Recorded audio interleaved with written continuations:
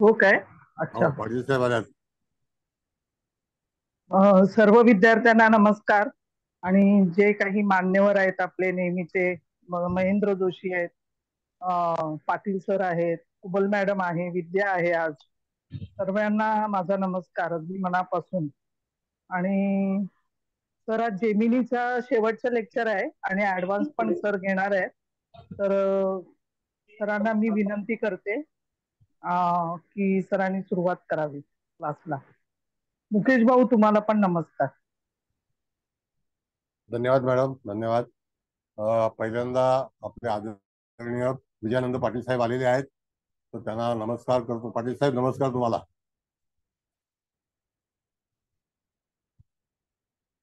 Sir दिसत नाहीत. आले आले होते. मग गेले बरं, असतील ठीक आहे. परत बाहेर. हा. सगळ्यांचं स्वागत आहे. पहिल्यांदा चव्हाण मॅडमनी स्वागत केले म्हणून त्यांचं स्वागत करतो. त्यानंतर मुकेश भाऊ आहेत, दळवी साहेब आहेत, हळदणकर मॅडम आहेत, कुबल मॅडम आहेत, देशमुख मॅडम आहेत, कुलकर्णी मॅडम आहेत, इत्यादी सर्व कुलकर्णी. कुलकर्णी जास्ती आहेत, तर सगळ्या कुलकर्ण्यांचं स्वागत आहे. आणि आज आपण महादशेच्या बाबतीमध्ये विचार करणार आहोत. तर महादशेचा भाग जो आहे तो थोडासा विचार समजून घ्या की महादशा जेमिनी मधली कशी आहे.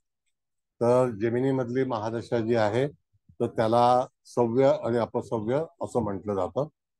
जी जेव्हा जातक आपल्याकडे येतो त्यावेळेला त्या ठिकाणी जातकाच्या आगमनाच्या वेळेला त्याच्या हातामध्ये आपली जी कुंडली असेल तर त्यावेळेला तुम्हाला सव्य आणि अपसव्यामध्ये, समजा ही जी महादशा आहे ही पंचम स्थानाच्या नंतर अगोदर येते चतुर्थ स्थान, तर ती अपसव्य म्हणून आहे, तर म्हणजे सव्य म्हणून आहे क्लॉकवाईज. आणि अपसव्य जे आहे ते भाग्यस्थानाच्या नंतर येणारं स्थान जे आहे ते दशम स्थान आहे. आणि मग ते अपसव्य जो आहे तर त्या ठिकाणी जी कुठलीही पत्रिका येईल, जे भाग्यस्थान असेल ते कोणत्या राशीचं असेल तर त्याच्यावरून आपल्याला नक्की करायचं आहे की येणाऱ्या जातकाची आत्या स्थिती काय आहे, तर ती महादशा कोणती असेल. आता त्या महादशेचा विचार करते वेळी तुम्हाला जर सुरुवातीपासून जर महादशेचा विचार करायचा असेल तर त्यावेळेला सुद्धा तुम्हाला सव्य आणि अपसव्याचा जो भाग आहे तर क्लॉकवाईज जी काही महादशा आहे तर त्या ज्या राशी समराशी आहेत त्याच्याबद्दलचा विचार केलेला आहे. आणि विषम राशी ज्या आहेत तर त्याचा अपसव्याचा विचार केलेला आहे, जसं आपण अँटी क्लॉकवाईज ग्रह मानतो.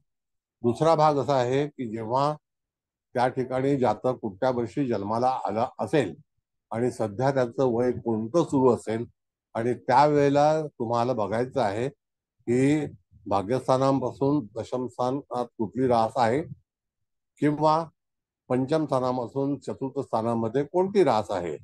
त्याच्यावरती महादशेचा जो लेखाजोखा असतो तो आपण वार्षिक ठरवू शकतो, महिन्याचा पण ठरवू शकतो, जशी तुमच्याकडे सोय असेल त्याप्रमाणे.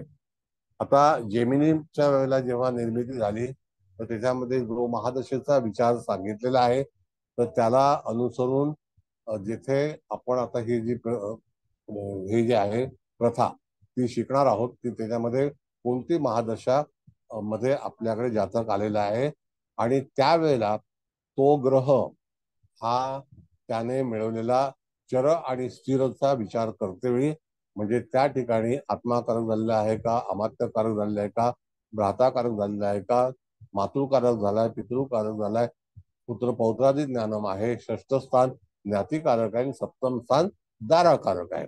त्याच्यामध्ये असणारा ग्रह पहिल्यांदा इथे जी रास असते तर याच्यामध्ये राशीला जशी दृष्टी आहे त्याचप्रमाणे राशीचा अधिपती हा कोणता ग्रह असेल त्याला अनुसरून त्या ठिकाणी तुम्हाला त्या ग्रहाची महादशा म्हणजे त्या राशीची महादशा आपण विचारात घेतो.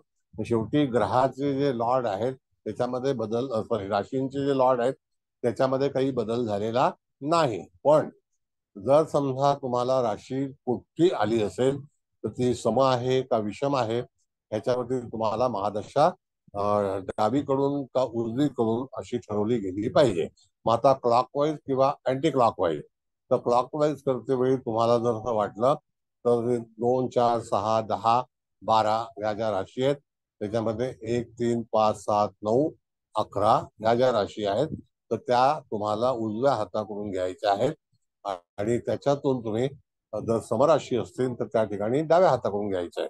आता त्यावेळेला जातक आपल्याकडे आला तर जातकाचं आता सध्या जी काही पत्रिका तुमच्यापाशी आली असेल, जी काही, मग ती कुठल्या लग्नाची असो, त्याच्यामध्ये तो ग्रह कोणत्या ज्या वेळेला जी महादशा आहे तर तो जेमिनीमध्ये कोणत्या चक्रामध्ये आहे. जसं आपण म्हटलं की त्यामध्ये आत्माकारक आहे का का अमात्यकारक आहे का, आणि त्याची दशा असेल तर त्याचं फलित कसं जोडायचं. तर त्या ठिकाणी अमात्यकारक एखादा ग्रह समजा की मिथुन राशीमध्ये झाला असेल आणि तो ग्रह जर मंगळ असेल आणि मंगळाची महादशा जर त्याला आत्ताची सुरुवात असेल, तर उदाहरणार्थ आपण जर एक बघितलं तर मिथुन रास जेव्हा धनस्थानामध्ये येते त्याला लग्न कुठलं येतं, तर लग्न जे येतं तर ते ऋषभ असेल. कळलं का? मग ऋषभ लग्न हे मूळ कुंडलीतलं आहे का, तर आपल्याला मूळ कुंडलीत पाहायची आहे. आपण जेव्हा जी कुंडली बनवतो जेमिनीमध्ये आरूढ, ती कुंडली धरायची नाही. आरूढ फक्त ग्रह काय झालेले आहेत आणि आरूढ लग्न असेल तर त्यावेळेला आरूढ लग्न काढून जे सव्य आणि अपसव्य असेल तर त्याचा पण तुम्ही वापर करू शकता, ती तुमची स्वतःची जी काही इच्छा असेल त्याप्रमाणे. पण जर समजा आरूढ लग्न जे येईल ते, जसं की आता ही पत्रिका आहे तर ही पत्रिका ज्या लग्नाची आहे त्याच्यामध्ये आरूढ कुठलं आलेलं आहे आणि ते आरूढ त्याच्यावरती भाग्यस्थान किंवा पंचम स्थान त्याच्यानंतर येणारी जी रास आहे तर त्याच्यावरती डाव्या हाताला अलीकडची रास आणि उजव्या हाताला पलीकडची रास. इथपर्यंत तुम्हाला कळलंय का, लक्षात आलंय का? सांगा. होय मग मी सर. पुढे पुढे विचार करतो. बोला. अच्छा.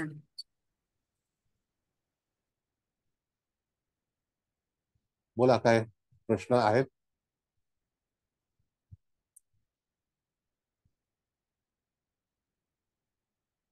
हॅलो. समजलं बर. सर. शिंदे मॅडम आहेत का? शिंदे मॅडम, हो सर, आहे. तुम्ही आरूढ लग्नाची पत्रिका बनवली आहे? हो सर, बनवली आहे. मग कुठलं येतं आरूढ त्याच्यामध्ये? मिथून आलंय आरूढ. म्हणजे मिथून आलेलं आहे ना आरूढ. मग हो आता हो. मिथून जर आरूढ आलेला आहे तर त्या ठिकाणी आत्माकारक ग्रह कोणता आलेला आहे? सूर्य आलाय. सूर्य आलेला आहे. जर आपण असा विचार केला, जर मिथून लग्न बघितलं तर तुमच्या डाव्या हाताला येणारी रास कोणती आहे, तर विषम रास आहे. बरोबर आहे? हो 3, 5, 7, 9 असं आहेत ना. हो. 3 3, 5, 3 5 9, 11. 7 9 11. हा. हो आणि तुमच्या उजव्या बाजूला जेव्हा ती रास येते तर आपण जर बघितलं तर त्या ठिकाणी कोणती रास येईल, तर 11 येईल का? हो. हा, उजव्या बाजूला 11 येईल. 11 येईल आणि डाव्या बाजूला तुळ येईल 7. बरोबर आहे. म्हणजे हो जिथे सर. मिथून लग्न आलंय ते सुद्धा आपण बघितलं तर विषम आहे, नाही का? हो हो. विषम आहे. आता विषम असल्यामुळे आपल्याला कुठे जायचं आहे, तो उजव्या हाताला जायचं आहे का डाव्या ओके. हाताला जायचं आहे? एक मिनिट परत सांगतो. विषम जर आलेला आहे आपल्याला उजव्या हाताला जायचं आहे, म्हणजे सव्याला जायचं. अपसव्याला का? अपसव्याला जायचंय. आणि सव्याला जाताना तिथे जेव्हा आपण बघितलं जर ऋषभ लग्न आलं असतं तर पंचमामध्ये कन्या रास आली असते, असं आहे की नाही? हो हो. आणि भाग्यामध्ये मकर रास आली असते. मकर आली असते. मग आता ह्या ठिकाणी तुम्हाला मूळ लग्न जे आहे ते मिथून आहे. म्हणजे तुम्हाला जी सुरुवात करायची आहे तर ती सुरुवात करताना तुम्हाला भाग्यस्थानाचं दशम स्थान कुठलं आहे, तर मीन रास आहे तिथे. हो. मीन रास आहे. बरोबर आहे ना? मग हो आता आपण आरूढ लग्न बनवताना त्या ठिकाणी मीन रास आलेली आहे. इथपर्यंत विषय कळला का? हो सर. नाही, इत्यादी लोकांना आणखी हो हो. इतर लोकांना कळलं का विषय? काही हो कोणाला सर, काही नाही? कळलं. हो, कळतंय सर. हो सर. हो सर. प्लीज. Very good. आणि आता आपण असं समजूया की जातकाचा जन्म हा कोणत्याही सालातला असेल. आता मॅडम जरा पत्रिका लावा तुम्ही. होय अं, लागतं. मुख्य पत्रिका तारीख वगैरे तर हो. आहे, तर काही तर तारीखची लावा पहिला, हरकत नाही. बर. तारीखची लावली तरी हरकत नाही.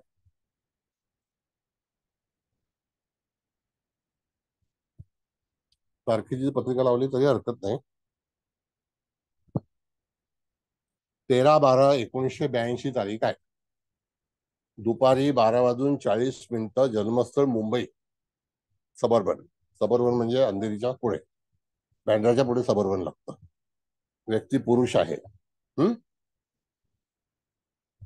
पत्रिकेचं नाव काय दिलंय? जैमिनी पत्रिका, विषय महादशा. बरोबर आहे. आता आपल्याला मुख्य पत्रिका आपण जेव्हा लावू तर त्या ठिकाणी कुंभ लग्न आहे बघा. मॅडम, कुंभ लग्नाची पत्रिका लावा.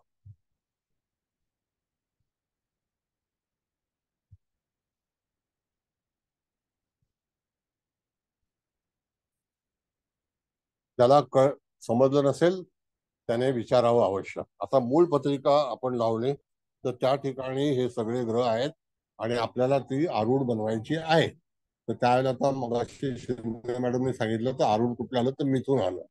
बरोबर आहे की नाही? कसं आलं तर त्या ठिकाणी जिथे लग्नेश जो आहे तो लग्नेश कुठल्या राशीमध्ये आहे? नवम स्थानामध्ये आहे. तिथून नवम स्थान कुठलं आलं तर मिथून आलं. बरोबर आहे.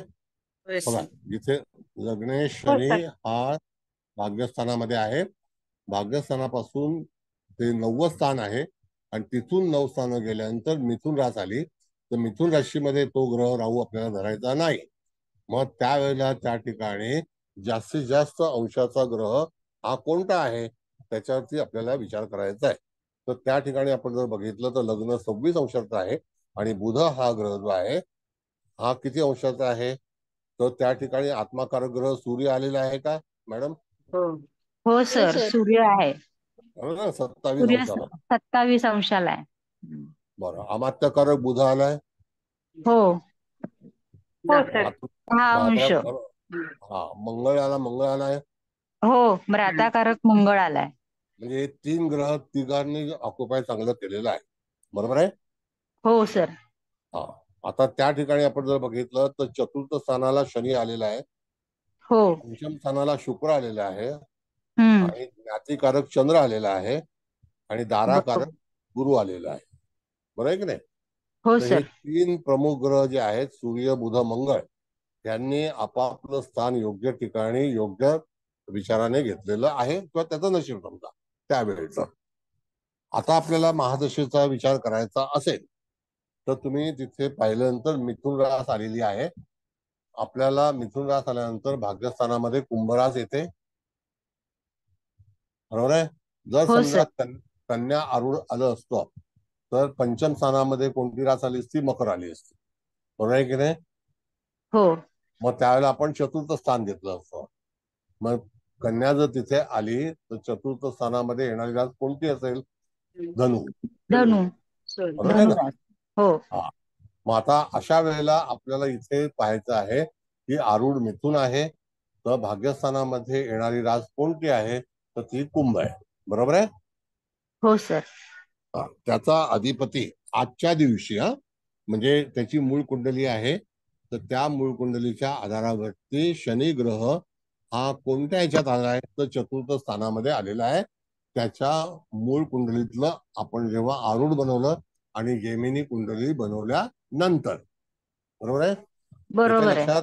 हा, मग आता आपल्याला जातकाला सांगायचं असेल तर त्यावेळेला जातकाचा जर आपल्याला विचार करायचा असेल तर तुम्ही काय करायचं तर त्याच वेळेला बरोबर जातकाला असं सांगायचं की तुमच्या जीवनामध्ये चतुर्थ स्थानाच्या काही तक्रारी आता सध्या सुरू आहेत का? मग त्या ठिकाणी बघितलं तर तिथे कुंभ राशीचा आपण विचार केला तर आपल्याला गुरुचा विचार करायचा आहे कारण तिथे मीन रास येते ना बघा. हो. हो मग सर. गुरुचा विचार केल्यानंतर गुरु हा सप्तम स्थानामध्ये दाराकारक झालेला आहे. मॅडम कुंडली काढा जरा.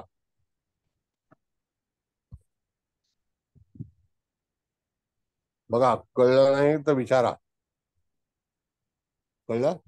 आता जर आपण असा विचार केला की तिथे मिथुन लग्न आलंय, दशम स्थानापासून ती दशा सुरू होते. बरोबर आहे. आज आपल्याकडे जातक आलेला आहे. महादशेवरून जर त्याला उत्तर द्यायचं असेल तर तो त्या ठिकाणी दशाधिपती, त्याला काय म्हणतात? दशाधिपती.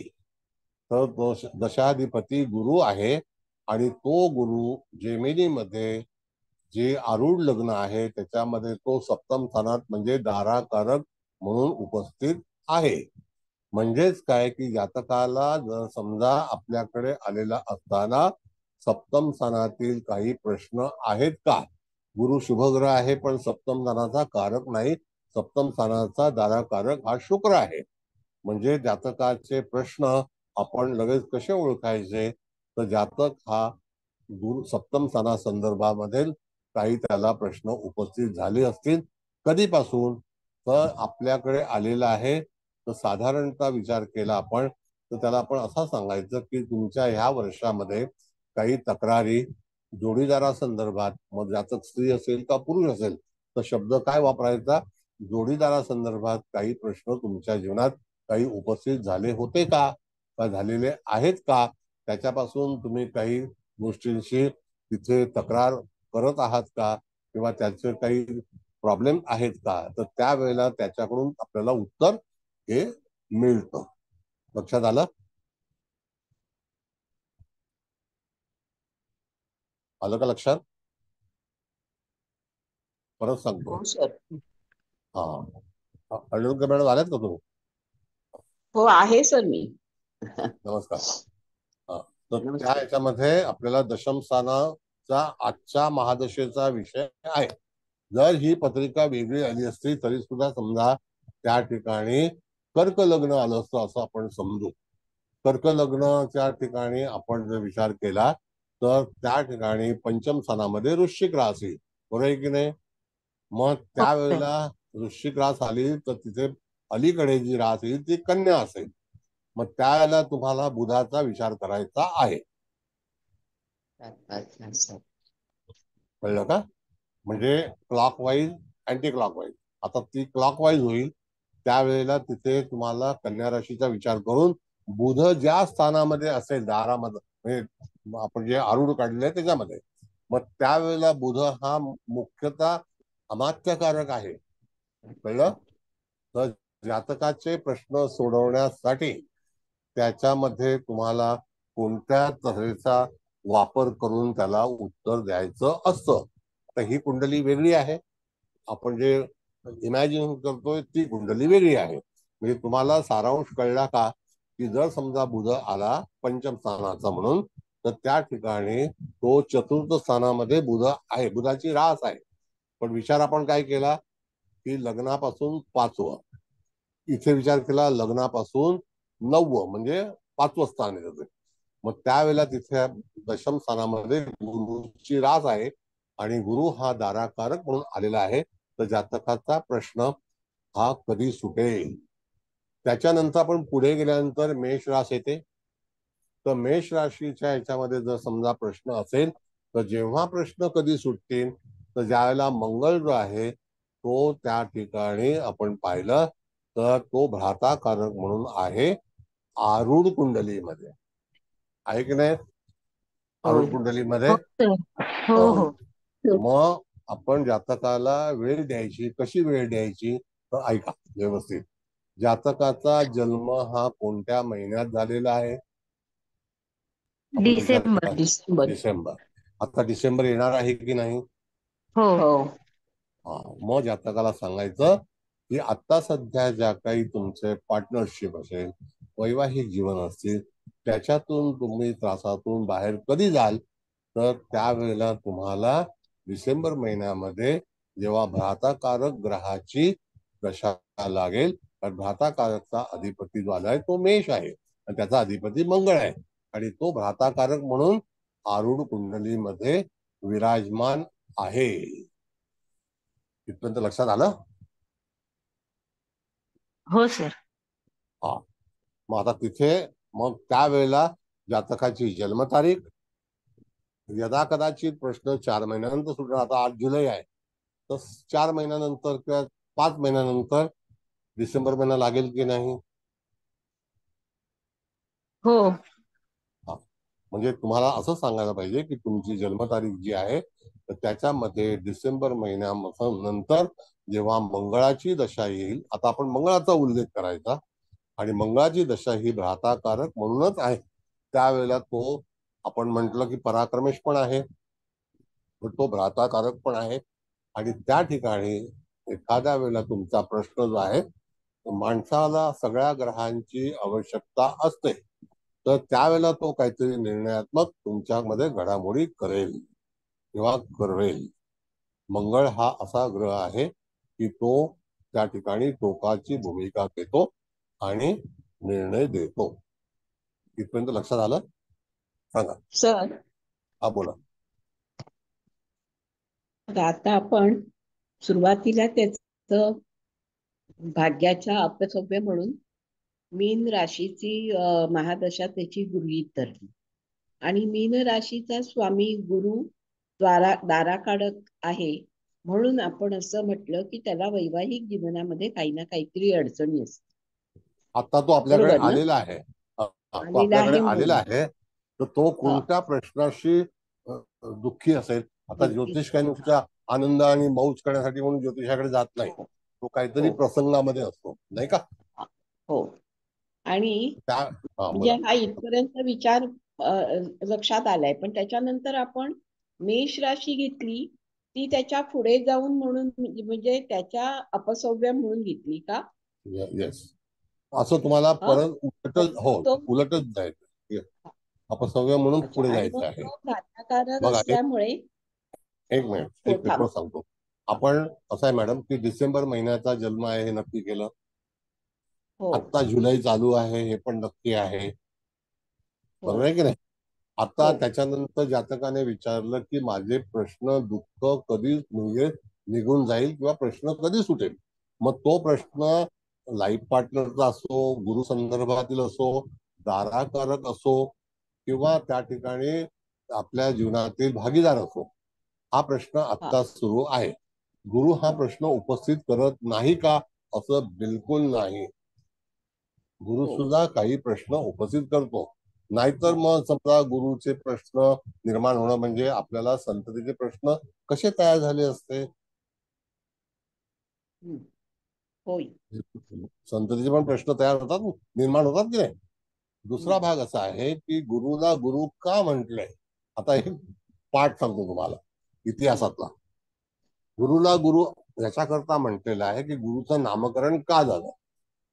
तर त्या ठिकाणी आकाशामध्ये जेव्हा आपल्या पूर्व आचार्यांनी त्यांनी गुरुची जेव्हा हे पाहिली, तर त्याची व्याप्ती, त्याचा व्यास, व्यास म्हणजे डायमीटर, व्यास म्हणजे कृष्ण, त्याचा व्यास किती आहे, तर तो सगळ्यात मोठा आहे.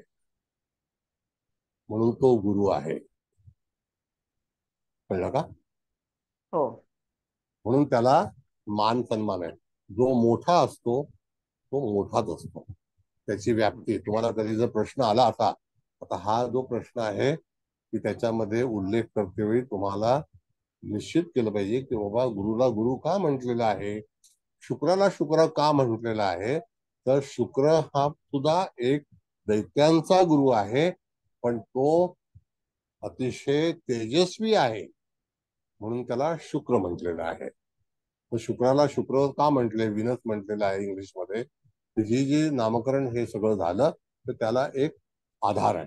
मग आता तुमचा प्रश्न असा आहे की आपण दशम स्थान घेतलं, त्याच्यानंतर त्या दशम स्थानाची दशा ही त्याचा जन्म डिसेंबर महिन्यामध्ये असल्यामुळे तिथे आपण त्याला निर्णय दिला की महादशा ही समाप्ती कधी होईल. आणि ज्या वेळेला एखाद्या महादशेचा आरंभ होईल, तर ती महादशा मेष राशीच्या अधिपतीची आहे आणि तो आत्ताच्या कुंडलीमध्ये घाताकारक म्हणून उपलब्ध आहे आणि तो त्याच ठिकाणी असल्यामुळे तो जास्तीत चांगलं फळ देईल आणि तुझे प्रश्न संपुष्टात येतील. हा. हो सर. कळलं? हो. आता त्यामध्ये जर समजा कालांतराने कालांतराने म्हणजे यदा कदाचित मंगळ हा दाराकारक असता, तर हा. प्रश्न सुटला नसता. बघित, पण मंगळ सप्तम स्थानाचा कारक ग्रह नाही. जर कदाचित मेष राशी आपल्याला ती महादशा लागणार आहे, कोणती? तर मेष राशीची महादशा लागणार. कळलं? मेष हा. राशीची जर महादशा लागणार असेल आणि त्याचा जो अधिपती आहे तो आरूढ कुंडलीमध्ये सप्तम स्थानामध्ये असेल इमॅजिनेशन असेल, तर सप्तम स्थान हे मंगळाचं नाही. तर त्यावेळेला आपल्याला भविष्य कसं सांगायचं? तर यदा कदाचित तुमच्या जीवनामध्ये वैवाहिक आंदोलनं होण्याची शक्यता डिसेंबर ऑनवर्ड्स असतील. आता ती वैवाहिक आयुष्यातील आंदोलने यदा कदाचित आजारपणाची असू शकतील. कळलं? यदा कदाचित काही मतभेदाची असू शकतील. यदा कदाचित दूरवर जाण्याची असतील, आपल्या जोडीदारासोबत न राहण्याची असतील. मग अशा वेळेला काही वेळेला त्या ठिकाणी घटना घडते, तर त्याला तुमच्याकडे लॉजिक असणं फार गरजेचं आहे. आलं लक्षात? हो सर. कारण का की कुंडली ही बनते आपली आरूढ, हे आपण निश्चित करू शकत नाही. जेमिनीमध्ये हा एक भाग आहे, निश्चित करू शकत नाही की कुठलं आरूढ येईल. ती स्थिती कोण ठरवेल? जसं त्याचं जे आरूढ आहे ते डिग्रीच्या अनुसरूनच निश्चित केलेलं आहे. म्हणजे जी आकाशामध्ये खगोलच्या ह्याच्यामध्ये ज्या ग्रहाने जी चाल घेतली ती किती पर्यंत त्याने त्याची गती होती, तो त्याने अंतर कापलं होतं. आणि त्याच वेळेला एका राशीमध्ये कुठला ग्रह चांगला होता, तर तो 27 डिग्रीचा ग्रह सूर्य आहे. तर सूर्य आत्माकारक झाला. मग त्या आत्माकारक ग्रहाची दशा कधी येईल? तर ज्या वेळेला सिंह राशीची दशा असेल तेव्हा. परत लक्षात घ्या, सिंह राशीची दशा असेल तेव्हा. म्हणजे ती रास कुठेशी आहे? तर त्या भाग्यस्थानापासून समोरकडे तुम्ही गेलात तर साधारणतः आपण जर बघितलं तर मीन राशीपासून ती रास 6व्या वर्षी येते का बघा? हो. हो सर. सर. 6व्या वर्षी. हो हो सर. हो म्हणजे आपल्याकडे जातक आलाय त्याला अनुसरून त्याच्या 6व्या वर्षी जर आत्माकारक ग्रहाची दशा येत असेल, वाक्य ऐका परत, जर आत्माकारक ग्रहाची दशा येत असेल तर त्यावेळेला तुमचं कार्य पूर्णपणे यशस्वी होण्याची शक्यता आहे. This is the logic of Gemini. Sir एक विचारू? हा बोला. सर आता इथं जातक आपल्याकडे आल्यानंतर आपण गुरुची महादशा आहे असं अनुमान काढलं. तुम्ही मंगळाच्या बाबतीतही सांगितलं, पण इथं जर बुध किंवा शनीची महादशा आली असती, तो आपल्याकडे आल्यानंतर हो तर बरोबर आहे. कसं घ्यायचं सर पुढे? बघूया ना, आता इथे शनी चतुर्थ स्थानामध्ये मातृकारक झालेला आहे. हो मग समजा जातक आपल्याकडे आलाय आणि त्यावेळेला जर आपण विचार केला तर त्या ठिकाणी मकर रास असेल तर कन्या सुरू होणार, हो धनु सुरू होईल. हो मकर धनु असेल तर सुरू धनु होईल. सुरू होईल. हो बरोबर आहे की धनु नाही? सुरू होईल. मग हो आता त्या ठिकाणी तुम्हाला जर शनीची महादशा सुरू आहे असं तुम्ही समजलात तर हा त्या दशेमध्ये शनी हा आरूढ मध्ये चतुर्थ स्थानात आलेला आहे.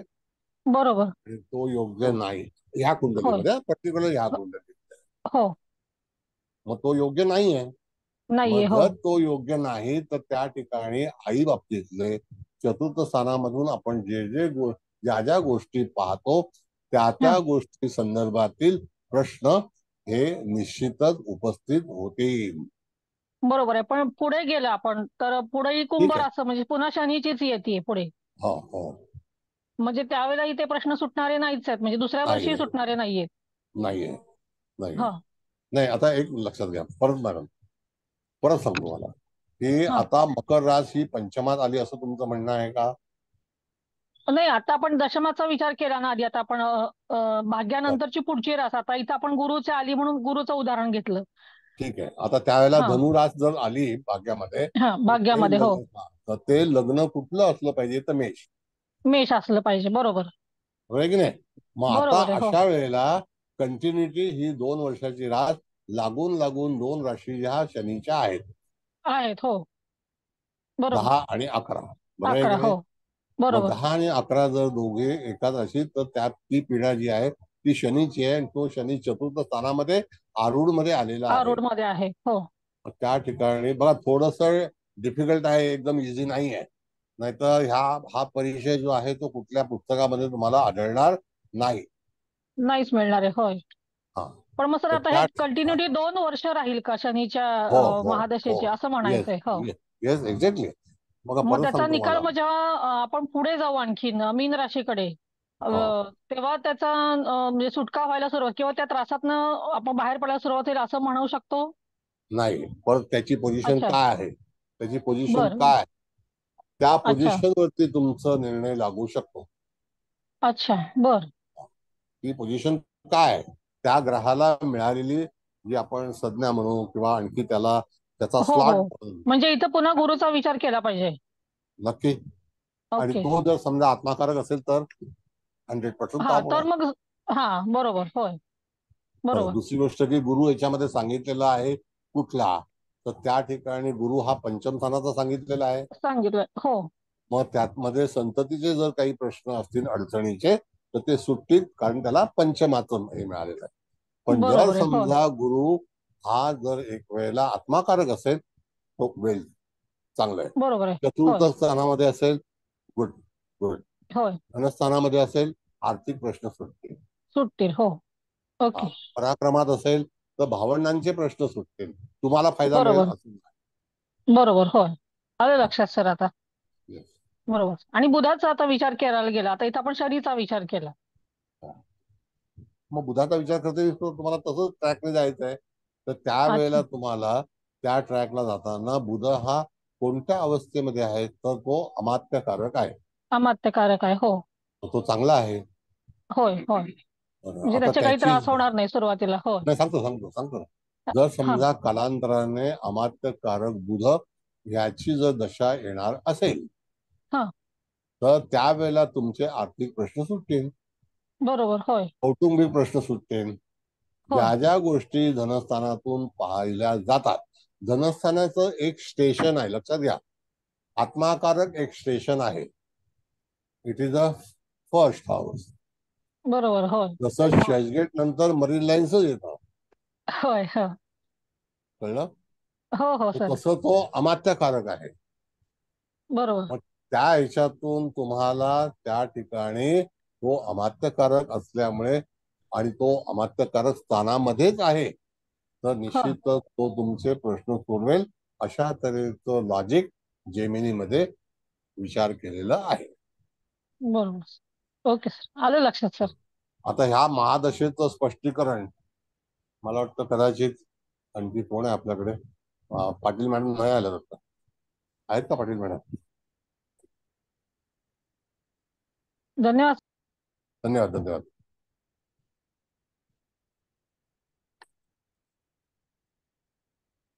वनिता पाटील नाही आला वाटतं. ठीक आहे. बरं, आणखी कोणाला कळलं नाही किंवा तुमचं स्वतःचं काही मत?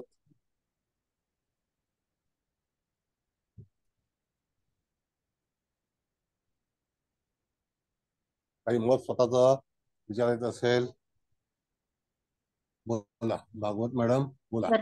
सर नमस्कार. म्हणजे असं म्हणायचं का की नमस्कार. ज्या ग्रहाचं जे कारकत्व आहे ते तिथेच तो ग्रह आला तर ते प्रश्न जे असतील ते सुटतील, पण जर विरुद्ध नक्की. ग्रह आला, शनी वगैरे जर अमात्यकारक वगैरे होऊन आला तिथे, तर मग ते प्रश्न नाही सुटणार, असं एक त्या काळामध्ये बॉटम त्या लाईन. काळात नाही का?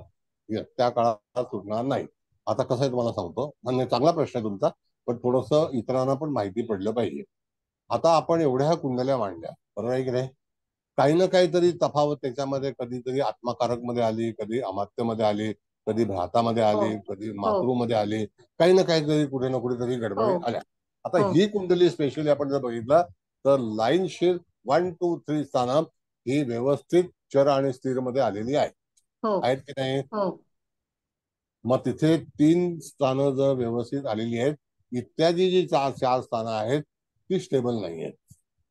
हा त्यातल्या त्यात अनस्टेबल जे घर आहे ते चतुर्थ स्थान आहे, हा म्हणजे ते शनीच आहे ना, हो हो ते स्टेबल नाही आहे. मग याचा अर्थ तुम्हाला जेव्हा शनीची महादशा येईल त्यावेळेला त्या वर्षी, जसं तर कुलकर्णी मॅडमनी सांगितलं की 10 आणि 11 एकत्र येतात आणि त्यांच्या दशा जर आल्या तर चतुर्थ स्थानाचे त्रास हे कंटिन्यू 2 वर्ष असतील. त्यांचा प्रश्न अतिशय लॉजिकल आहे. हा, मग ते कधी येतील ते जे शनीच्या जशी महादशा ह्या जशी पर्टिक्युलर कुंडलीत? जशी कुंडली असेल त्याप्रमाणे. आरूढ बनवल्याशिवाय तुम्ही नक्की करू शकत नाही. हा, मग आता आरूढ इकडे आता हे आलंय ना आपल्याला. परत ते सांगतो तुम्हाला. हा. आरूढ मध्ये चतुर्थ स्थान हे शनीने व्याप्ती केलेली आहे, हो. नाही का? तिथे हा. आलेली हो. रास कोणती आहे तर कन्या आहे. हा. आरूढ मध्ये आलेली रास कोणती आहे? कन्या. त्याच्यामध्ये शनी आहे. हो. चतुर्थ स्थानाचा कारक नाही. हो, बरोबर. म्हणजे तो त्या ठिकाणी विघ्न उपस्थित करेल, हे हा. नक्की. हा. कळलं का? हो. हो. मग त्या ठिकाणी जातकाच्या जीवनामध्ये जेव्हा शनीची दशा येईल तर ती हा. कंटिन्यू आहे का? 10-11 मध्ये येणार म्हणजे कंटिन्यू येणार, नाही का? बरोबर. बरोबर. त्या राशी कुठे असतील तर त्या कुठे ना कुठेतरी असतील.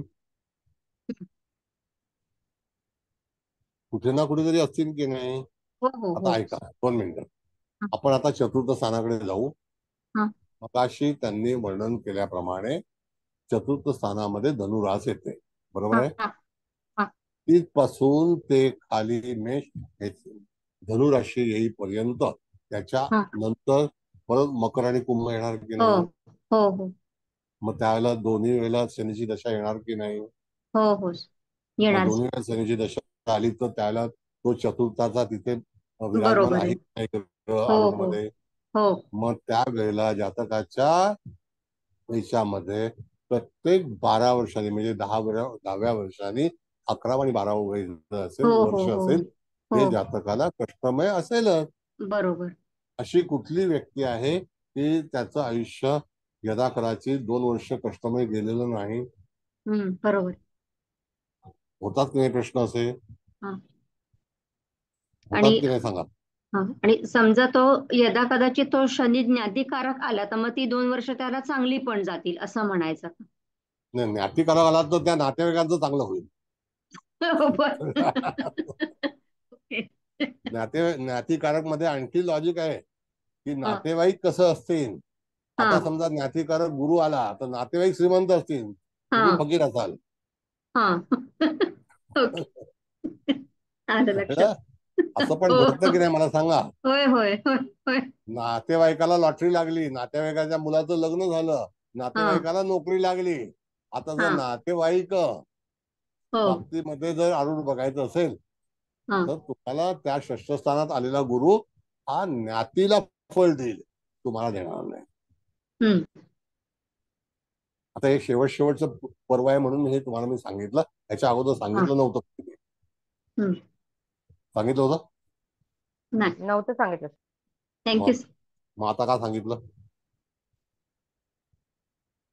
कारण त्यावेळेला ते लोक उपस्थित नव्हते. आज जे लोक उपस्थित नाहीत त्यांना नाही मिळणार. लेक्चर काय आम्ही पाठवत नाही. कळलं?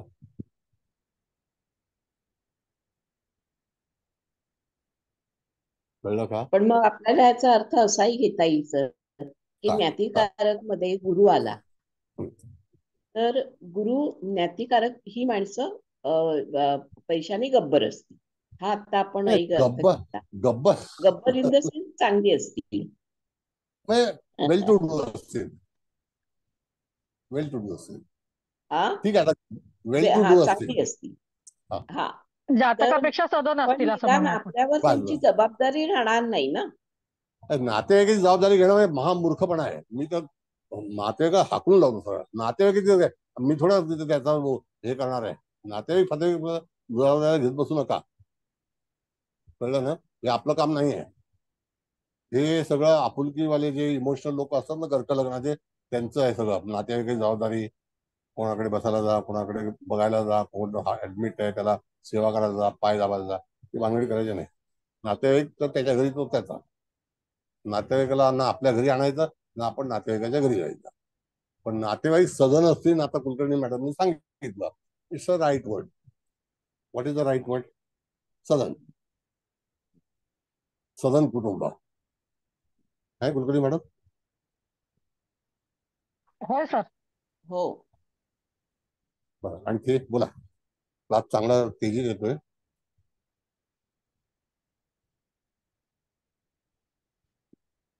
बोला बोला.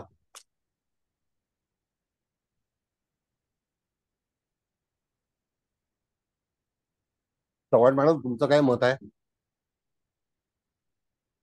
हो सर, अगदी बरोबर आहे. नातेवाईकांना जवळ करायचं नाही.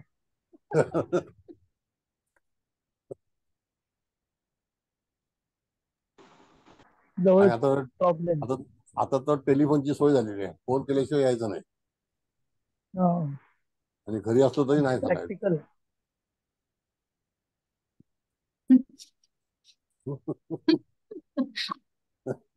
काय आलं? तुमचे शब्द आठवले, नातेवाईक. हा, नातेवाईक नाही, नातेवाईक. बोला. आता पुढे आपण चर्चा करूया. आता तुम्हाला कळलं की जर समजा जो ग्रह आला तर त्या ठिकाणी समजा शुक्र हा चांगला आहे, शुभ ग्रह आहे, चांगला आहे, आणि तो जर मातृकारक आला तर आईची हौस वेगळी असते. बघा, लक्षात घ्या. प्रत्येक आपल्या कुटुंबामध्ये भावंडांची हौस वेगळी आहे. आपली स्वतःची हौस जी आहे ती त्या ठिकाणी अमात्यकारक आहे. आपल्या लग्नामध्ये शुक्र आला तर आपल्या स्वतःची खुशी क्या है, हम खुशी में जीते हैं, दुख में नहीं जीते. समझे काय चव्हाण मॅडम? हो सर, बरोबर. तुमच्या खुशी में लग्नी जीने, शुक्र आहे ना? मग खुशी मी तर खुशी, मी कोणाची परवाच करत नाही. कोण आजारी आहे का, कोण काय झालंय का, त्याची तसं ते वाईट ग्रह खबर आहे येणार ना आहे, प्रत्येकाच्या कुंडलीत. त्याची तुमचे वाईट सगळे खबर येणार आहे, प्रॅक्टिकल. विचारपूसच करत नाही की तुम्ही कशा आहात. नाही तर लोक काय मुद्दाम फोन करतात, कशा आहात तुम्ही, काय बरं वाटतं ना तुम्हाला, काय झालंय. कळलं?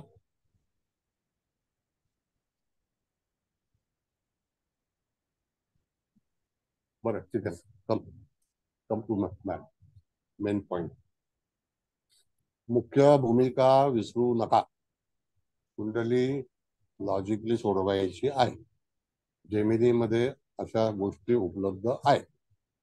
शेवटी जी दशा येईल तिला जो कालावधी आहे, जन्मतारखेनंतर येणारी दशा, त्याचा कधी कधी जो जानेवारी जन्म झाला असेल तर 1 वर्ष, पण आत्ता सध्या जुलै महिना आहे, तर जानेवारी यायला अजून 6 महिने आहेत की नाही.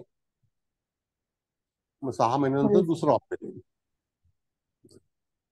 6 महिन्यानंतर दुसरं ऑपरेट, मग तिसरं, मग चौथं, अशी सर दशा. हा, बोला बोला.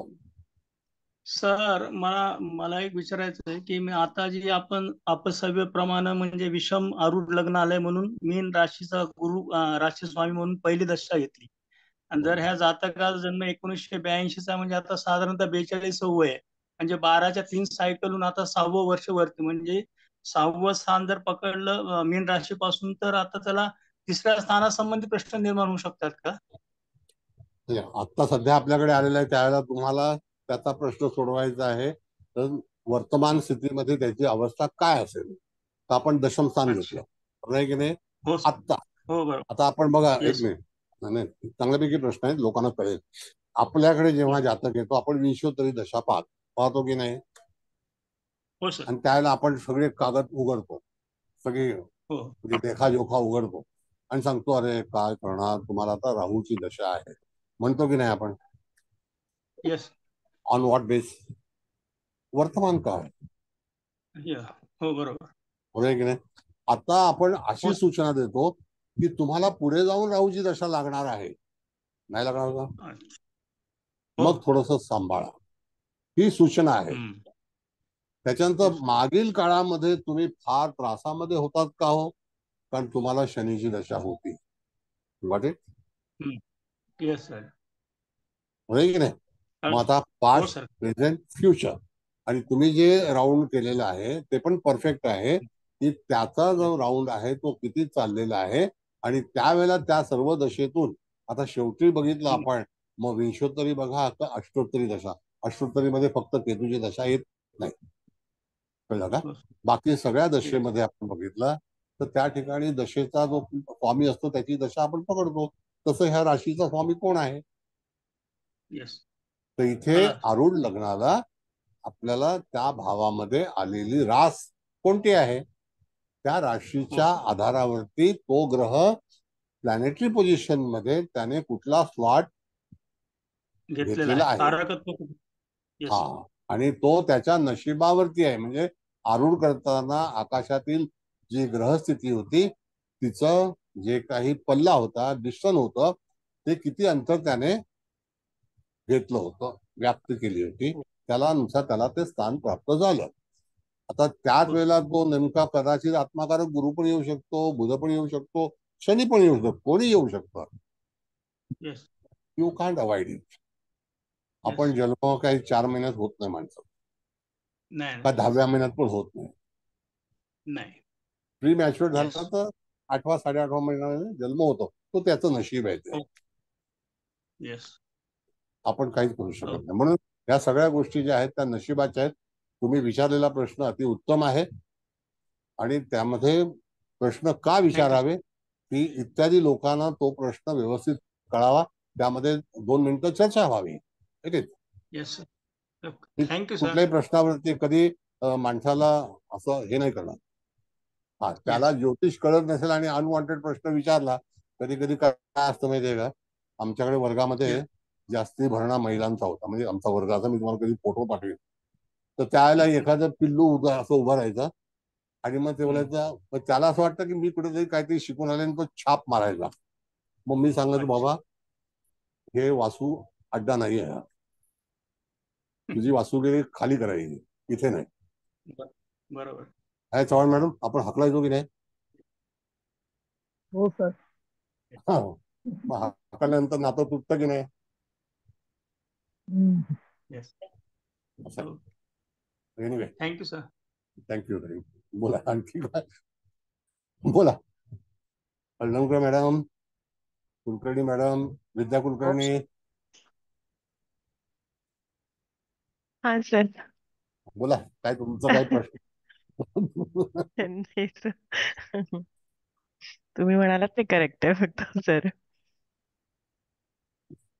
आता मी बऱ्याच गोष्टी सांगितल्या, त्यातलं करेक्ट आणि इनकरेक्ट कुठलं आहे? तुम्हाला लक्षात आलं सर मला काय म्हणायचंय. I got. येस.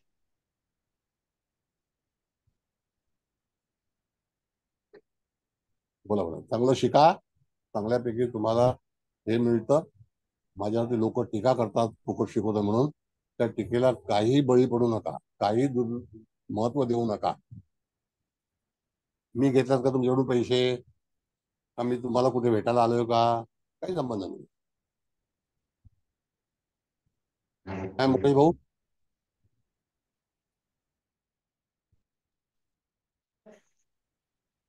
मुकेश भाऊ, हा सर. टीकेवरती लक्ष द्यायचं का? नाही द्यायचा. तर हयात. हा, तर आहे.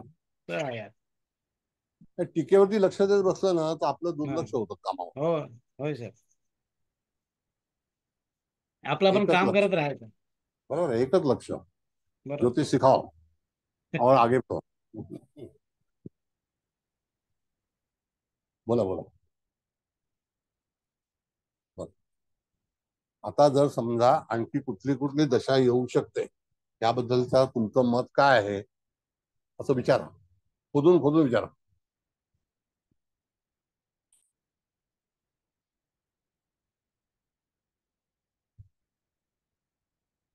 बोला.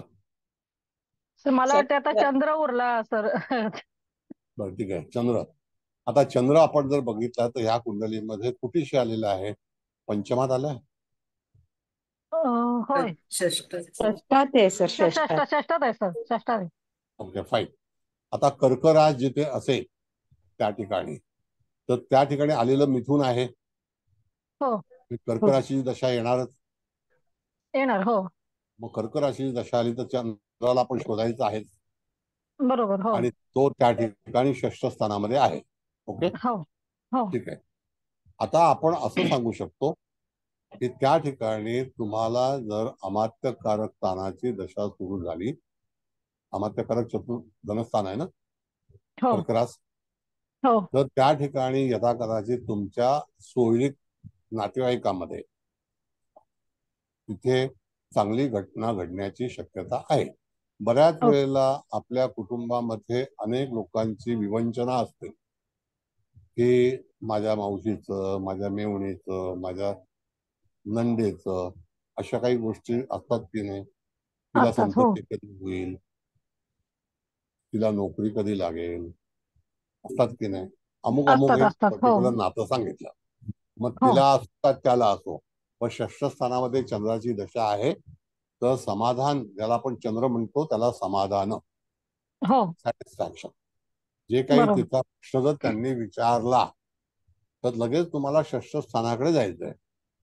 बर. आणि षष्ठ स्थानाकडे गेल्यानंतर ती दशा जर असेल तर आपल्यापेक्षा नातेवाईकांचं भलं होईल. ओके. त्यांचे पण प्रश्न अडलेले असतात ना.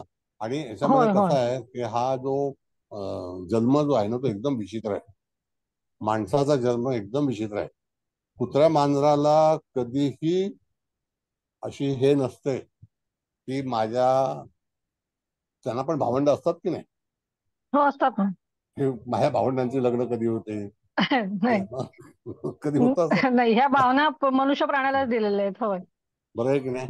मग आता होय. अशा वेळेला आता कोकिळाने ओरडली मे महिन्यामध्ये, लगेच तिने कावळ्याला सूचना केली, कावळ्याने लगेच घरटं बांधलं, त्याच्यामध्ये तिने अंडी टाकली, रोज येऊन हो. कावळ्याला आवाज द्यायची आणि रोज कावळा येऊन बसायचा. आणि आता कोकिळा जन्म दिले, कोकिळा उडून पण गेली, कावळ्याने सकाळी मी बघितलं घर तोडून टाकलं. प्रश्न अच्छा. विचारला, कोई किसी का नहीं, झूठे हैं सारे नाते, नाते हैं नातों का क्या. बरोबर आहे सर. आता इथं फक्त जेव्हा अमात्य कारकाची तेव्हाच फक्त स्वतःला फायदा होईल, बाकी इतर ठिकाणी म्हणजे नातेवाईक म्हणा किंवा त्या त्या पद्धतीने फायदा होत जाईल असं म्हणू. स्वतःचा नाही फक्त विचार आत्माकारक, करायला गेला तर नाही हा नाही नाही, आत्मकारक येईल, हा त्याची येईल त्याच वेळेला. बरं आता समजा बरोबर. एखादी गोष्ट तुम्हाला करायची आहे, काहीतरी हा. हे करायची आहे. आता आपण पुढे जाऊया, चला. ओके. नाही आता आपण थोडस आणखी तुम्ही विचारलेल्या प्रश्नावरती आणखी स्पष्टीकरण. जर समजा माझा उद्योग चांगला चालेल का, कधीपासून चालू बरोबर. होईल, तर तुम्हाला हो. मूळ कुंडलीतल्या दशमस्थानाकडे गेलं पाहिजे. होय. दशमस्थानाचं आरूढ काढलं पाहिजे. हो. बरोबर आहे की नाही. होय. माझं भाग्य कधी चमकेल तर नवम स्थानाकडे गेलं पाहिजे. होय. नवम स्थानाचं आरूढ काढलं पाहिजे. बरोबर. आता इथे दशम स्थानामध्ये वृश्चिक रास आहे, म्हणजे कुंभ लग्न आहे. हो. नवम स्थानामध्ये त्या ठिकाणी तूळ रास आहे. तूळ राशीचं आरूढ करताना शुक्र हा जो आहे तो दशम स्थानामध्ये नाही आहे, तो एकादशम स्थानामध्ये आहे. हो सर. हो बरोबर आहे की नाही. मग तो हो. त्यापासून होय. होय. तिसरा आहे ना. होय. हो. होय. मग त्यापासून तिसरा जर बघितला आपण तर येणारं आरूढ कुठलं असेल. कुंभ असेल, कुंभ. मग तिसऱ्याला तिसरं आलं ना. हो. हो. मूळ पत्रिकेत आली की नाही. मग बरोबर. त्यावेळेला भाग्य कधी होईल तर त्यावेळेला नवीन आरूढ तुम्हाला करायचं असतं. अच्छा. उपपद काढताना नवीन आरूढ बनवायचं आणि त्यावेळेला दशा लावायच्या. हो. मग त्यावेळेला तुमची गरज जेव्हा असेल तर त्या गरजेच्या अनुसरून तुम्ही तिथे परत अप्लाय करायचं. अच्छा. एखादी गोष्ट आपण पुन्हा पुन्हा करतो की नाही आयुष्यामध्ये. हो करतो ना. अप्लाय करतो किंवा काही हवं असेल, आवश्यकता असेल, लोन पाहिजे, कर्ज पाहिजे, आणखी काही काही गोष्टी हव्या असतील, नोकरी पाहिजे, आपला दाखला पाहिजे, कितीतरी गोष्टी आपल्याला रिपीट कराव्या लागतात. हे माणसाचं जीवन आहे. या जीवनामध्ये या सगळ्या गोष्टी ज्या आहेत त्या सतत घडत असतात. हे वाक्य बरोबर आहे, मला तरी वाटतं. नाही बरोबर आहे सर. रिपिटेशन होत असतात आणि ती मान्य करावी लागतात सर. Yes. बरोबर.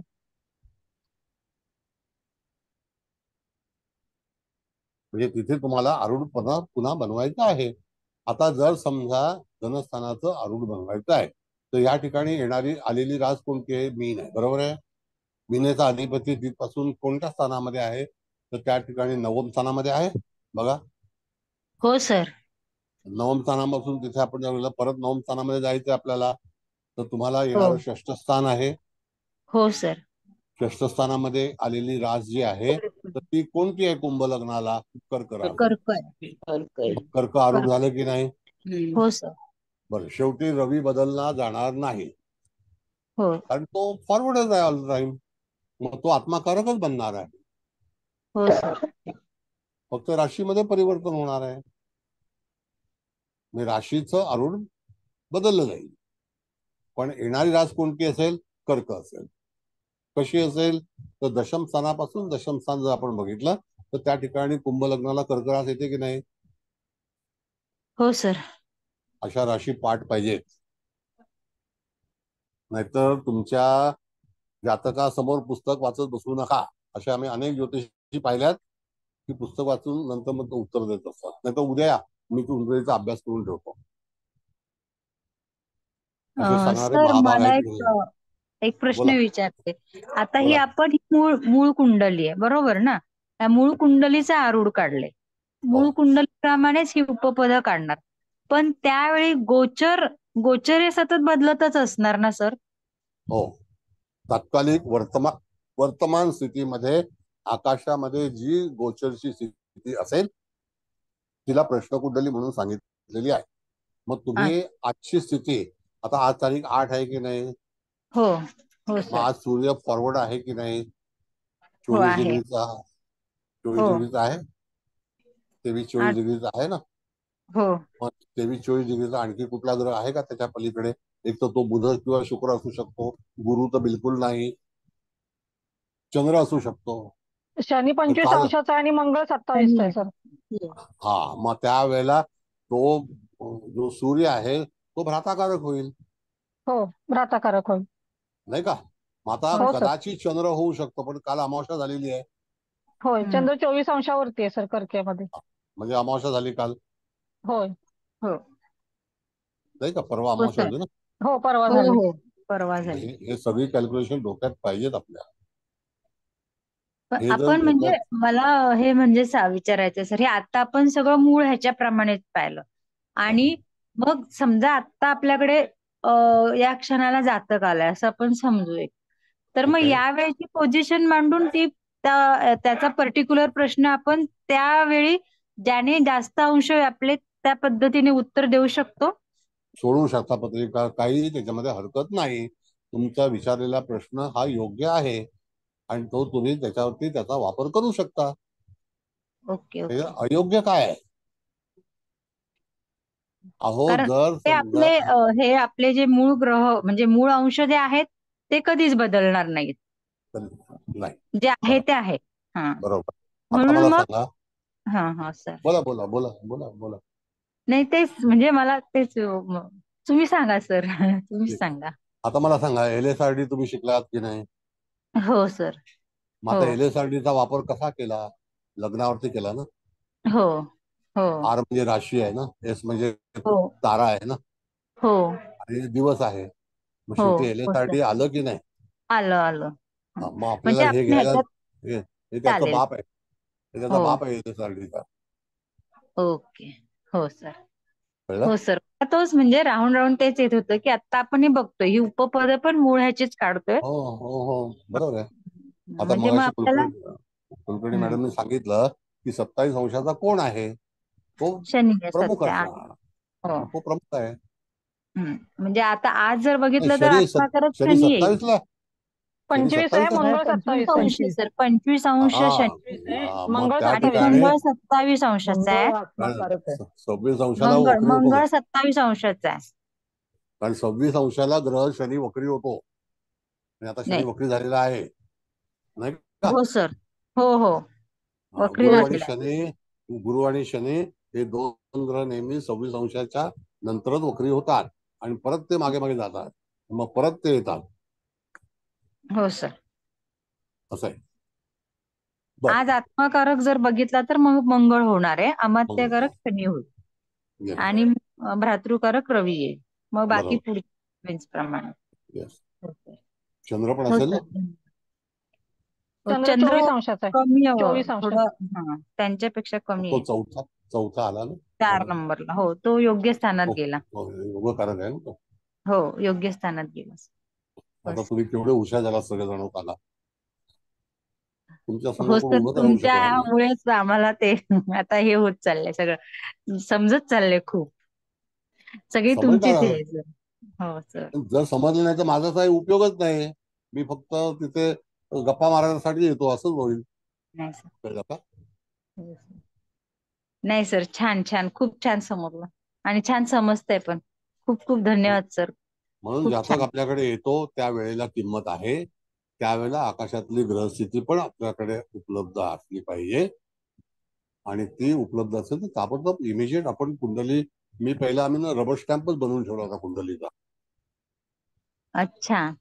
आणि त्या अगोदर. याच्यावरती कुंडली हा भरायचो जेव्हा मी प्रॅक्टिस करत होतो त्यावेळेला. हा हा. हो सर. अजूनही असेल स्टॅम्प, छान. कारण क्लासमध्ये सारख्या कुंडल्या काढायला लागायचं. आमचं काही ड्रॉइंग बरोबर. एवढं चांगलं नव्हतं, मग आम्ही स्टॅम्पच बनवून ठेवला. हा. छान आहे ती कल्पना, छान म्हणजे पटकन छान होतं सर. आपल्याकडे कल्पनाच कल्पना आहे सगळ्या, असं आहे. बोला. तर ग्राहक आता आहे. इथं सरोज हा, विचारा मॅडम, तुम्ही त्याला विचारा. कारक शुक्र आहे सर तुमचा. हा माझा आत्मकारक शुक्र आहे. हा. हा, हॅलो. सर नमस्कार. नमस्ते. हा नमस्ते, बोला. सर, एखादा पृच्छक आपल्याकडे आला आणि आता बदली कधी होईल किंवा काय विचारलं तर दशमस्थानापासून आरूढ काढायचं का आपण? हा, दशम की स्थान षष्ठ हे जे स्थान? आहे ना, हे करिअरचं आहे. नाही, आता हा नोकरीचं स्थान हे षष्ठ स्थान आहे, पण हा दशम स्थान हे प्रमोशनचं आहे. हा आता एखाद्या वेळेला बदली पाहिजे असेल, त्याला आता तो चांगल्या ठिकाणी बदली हवी असेल, तर हा त्याला तुम्ही दशम स्थानाची कुंडली मांडून आरूढ करा. जी हा वर्तमान कुंडली असेल आकाशामध्ये. आता हा महिना कुठला आहे, जुलै आहे की नाही मॅडम? हो आहे की नाही? मग हो. आता त्या ठिकाणी जर उदित लग्न आपण जर बघितलं, तर उदित लग्न आता पण कुंभ आहे का? बघा. पंचांगात बघा कुलकर्णी मॅडम. माझ्याच हा, वाटतं कुंभ पंचांग असं, कुंभ कुंभच असेल. असणार मकर आहे. आहे, मकर. मकर आहे. मकर मकर. आहे. मकर मकर. संपायला आलं असेल. हो सर सर. 9-20 ला संपेल सर मकर. 9-20, कितीला? 21. 9-20. 9-21 ला संपेल.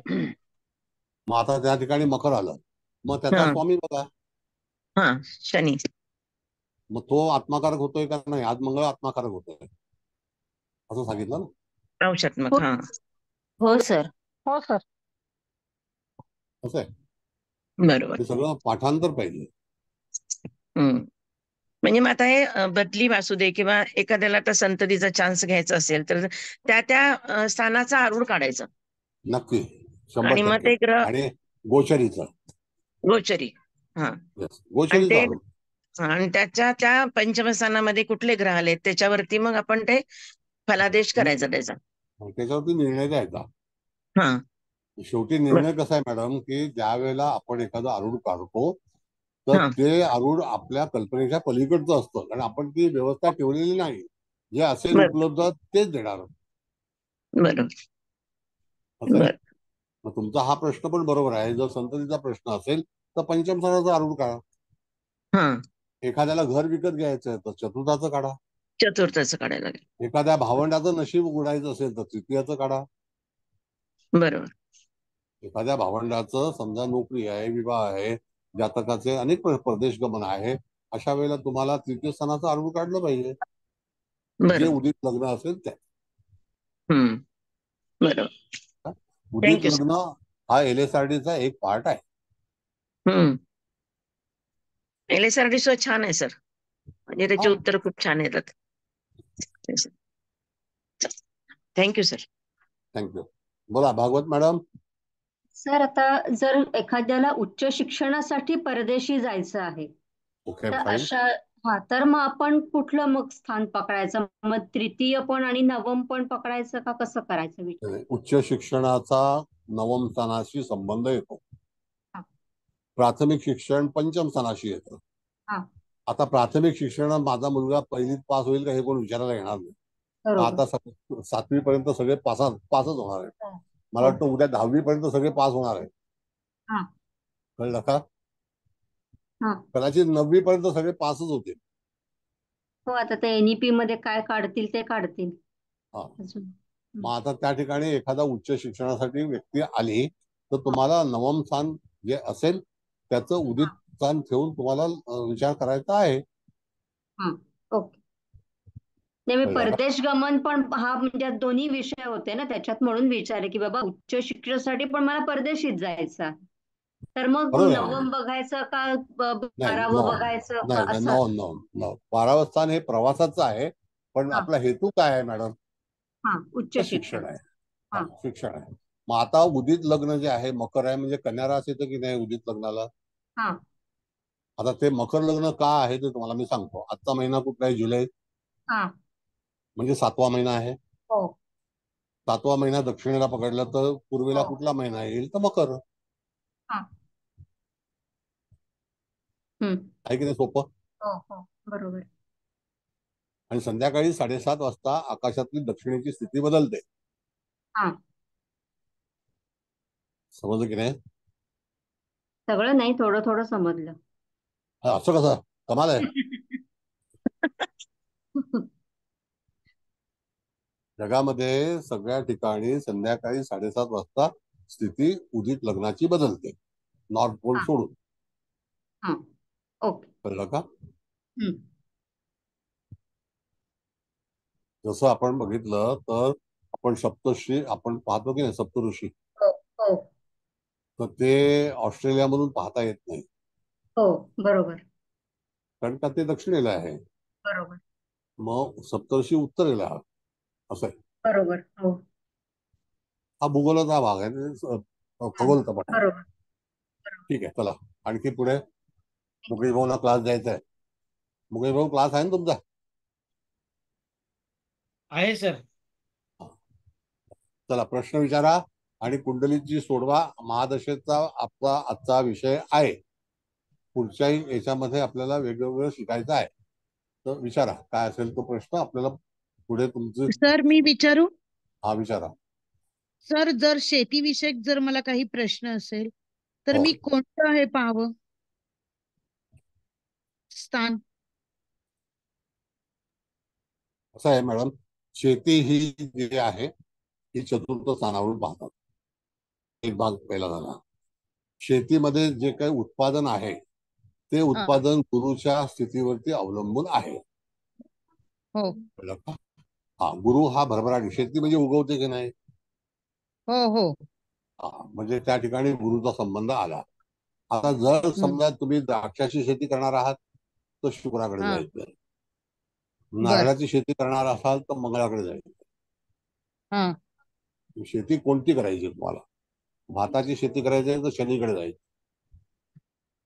सर नाही भाजीपाला किंवा हा, मग भुईमूग. भाजीपाला जो आहे तो त्या ठिकाणी कडधान्य भाजीपाला ते सगळे गुरुकडे आहेत, आणि ते गुरु जास्ती वाढ होते ना लगेच. हा आणि भाजीपाल्याची वाढ जी आहे ती हा लगेच होते बघा तुम्ही. हा हा बरोबर आहे बरोबर आहे. आणि नारळाचं झाड लावलं तर आजोबासाठी, आजोबांनी लावलं तर नातवासाठी कदाचित असेल, नाही तर त्याच्या बापासाठी असेल, काही भरोसा हा नाही. नाही, आता जर लवकर येतात फळं, आता तशा जाती निघाल्यात. आता काय. आणि सर आणखीन एक मला विचारायचंय, म्हणजे तुमची जर शेती तुम्हाला हे करायची, सेल करायची किंवा परचेस करायची तर कुठनं आपण पाहायचं? चतुर्थ स्थानाची स्थिती काय आहे हा त्याच्यावरती तुमची शेतजमिनीची मालमत्ता, हा ऑल काइंड ऑफ मालमत्ता जी आहे तुमची ती चतुर्थ हा स्थानावरून पाहिली जाते. बर बर आणि त्याच्यावरती असं हे आहे मॅडम की आपल्याला पहिल्यापासून शिकवलेलं आहे की भूमिपुत्र हा मंगळ आहे. बरोबर आहे. हा, तर त्या ठिकाणी जसं आपला श्लोक सुद्धा नवग्रहातला तसाच आहे हो हो नाही का? हो हो सर. मग त्यावेळेला तुम्हाला मंगळाची स्थिती जर व्यवस्थित असेल तर हा जातकाच्या जीवनामध्ये त्याची भूमी ही होणारच. मग आता ती हा भूमी त्याला कशी पाहिजे, तर त्याला काय सगळ्यांना अडाणी बनायचं नाहीये का रिलायन्स बनायचं हम्म, नाहीये. त्याच्या त्याच्या नशिबावरती त्याला भूमी प्राप्त होईल, तर ती मंगळाच्या याच्यावरून तुम्हाला विचार करता येतो. चालेल चालेल सर. आणि तो आणि जर चतुर्थ स्थान. चांगल्या स्थितीत असले तर तुम्हाला चांगली भूमी मिळून जाईल हो नक्की. असं. आता बघा सांगतो फार चांगला विषय आहे. जेव्हा मूळ कुंडलीमध्ये शनी मंगळाची युती असेल असं समजा, तर आलेली भूमी सुद्धा सरकारी कायद्यामध्ये निघून जाते. अशा कुळ हो हो कायद्यातल्या जमिनी गेल्या की नाही? गेल्यात सर आमच्या. गेल्या ना. गेलेत. मग त्या ठिकाणी यदा कदाचित तुमच्या नातेवाईकांमध्ये शनी हा मंगळ केंद्र योग, शनी मंगळ समसप्त योग, शनी मंगळ युती अशी कोणाची तरी हा कुंडली असेल, म्हणून त्या हा. योगावरती मूळ कायद्यातल्या जमिनी हो गेले. हानिकारक ठरल्या. असं हा असं होतं. हे शेवटी ऍस्ट्रॉलॉजी आहे, हो बरोबर आहे. ही विचारधारा आहे. बरोबर आहे सर. अगदी चांगलं बरोबर सांगितलं सर तुम्ही. कसं काय? धन्यवाद सर. खूप छान मिळालं मला मार्गदर्शन. नक्की काय. सर माझ्याकडे एक कुंडली आली होती मकर लग्नाची आणि मेषेचे शनी मंगळ चतुर्थात. तर सगळं भावांनीच फायदा घेतलाय त्याचा, काहीही यांच्या वाट्याला येत नाही त्यातलं शेतीतलं, असं झालेलं आहे सर त्रास. हो म्हणजे आपला कुळच आपली खाऊन जमीन हो खाऊन खाऊन टाकतो. टाकतंय. हो इन हो शॉर्ट सर. कुळ होय सर. कायदा म्हणजे काय? बरोबर आहे सर. होय अगदी खरं आहे. आणि त्यांना त्याचा भयंकर त्रास होतोय, म्हणजे हक्काचा असून काहीही मिळत नाहीये. आणि भरपूर अगदी केसेस आहेत बरोबर मॅडम, सर. बरोबर आहे. होय सर. मला सांगतो की भरपूर केसेस अशा आहेत. मी मला उदाहरण म्हणून सांगतो. जास्ती हुशारकी मारत नाही. आमचा एक मित्र आहे, ऍडव्होकेट आहे, हुशार आहे. त्याने 4 फ्लॅट आता विकत घेतले. किती? 4 फ्लॅट. किती बर. रुपयाला माहिती तुम्हाला? प्रत्येक फ्लॅट 8 लाख रुपयाचा. तुम्ही विचार नाही करू शकता. बापरे, एवढ्या स्वस्तात बुद्धिमान मिळाले? बुद्धिमान माणसाचं कामच असं असतं. कसे घेतले विकत? तर त्या ठिकाणी बँकेकडे विकायला आलेले फ्लॅट पालघर, अच्छा. बोईसर, डहाणू या ठिकाणी स्टेशनच्या जवळ बरेच रिकामे फ्लॅट उपलब्ध आहेत आणि ते बँकेने जप्त केलेले आहेत. अच्छा. तर त्याने 8 लाख रुपयामध्ये एक फ्लॅट, असे 4 फ्लॅट घेतले आणि काहीतरी त्याला तो मला चाय पाणी दिलं. आता समजून जायचं चाय पाणी म्हणजे होय काय.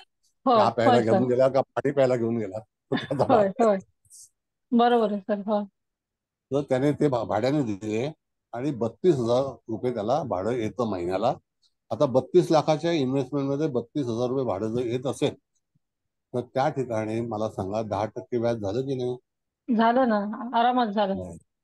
प्रॉपर्टी जशी आहे तशीच राहिली. होय बस बरोबर. त्याला नशीब बँक म्हणतात. पण देत नाही 10% व्याजाने. जर बँकेत ठेवले असते तर ते पण मिळाले नसते. म्हणून त्या ठिकाणी बुधाची व्यक्ती आहे, हुशार आहे. हुशार आहे. होय मग तो बोला रिटायर मध्ये मला चांगल्यापैकी भाडं येईल आणि आता तो 55 वर्षाचा आहे. बरोबर आहे. बरं, आता शेकडो वकील जन्माला आलेले आहेत, त्याच्यामुळे वकिलालाच काम नाही. होय सर. तो म्हणतो रस्त्यावर किती दिवस उभा राहू. बरोबर आहे. मग हे असं जसं MBA करणारे पण भरपूर झाले, घरोघरी MBA माणूस झालाय, तसं झालंय ते सर. काय विचार नका. बरोबर. तर मग अशा तऱ्हेची स्थिती असते आणि तुम्हाला शेवटी तुमचं डोकंच वापरलं पाहिजे, त्याच्याशिवाय फलित मिळत नाही आणि नशीब पण पाहिजे. म्हणून चतुर्थ स्थान आपला विषय होता, चतुर्थ स्थानाचा. तर त्या ठिकाणी तुम्हाला ते सुचलं पाहिजे, तसं करता आलं पाहिजे, तरच तुम्ही लाभार्थी होता, नाही तर लाभार्थी होत नाही. बँकेकडे केवढ्या तरी गाड्या विकायच्या आहेत, केवढ्या तरी. कर्ज काढणं कम्प्लिटली चुकीचं. कर्ज काढून काही करू नका, भुर्दंड आहे. याच्यामध्ये फायनान्स मॅनेजमेंट जी आहे ती असंच सांगते.